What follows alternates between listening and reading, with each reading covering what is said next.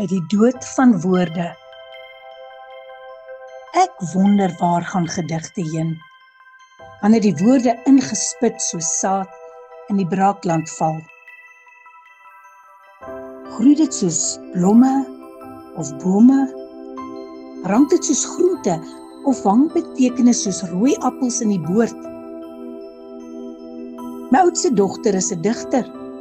Op Hoërskool SA Poetry Society en ATKV. 'n boekie vol Afrikaanse gedigte geskryf en uitgeleen vir lees. Ek wonder, waar gaan verlore gedigte heen? Val dit so sagte appelkose tussen rommel tot pulp gekneus? Of nat gereende blaaie wat inkwoorde streeptraan vee oor dooie wange? Onbeloond, onbekroond, soos afval in 'n afvoersloot.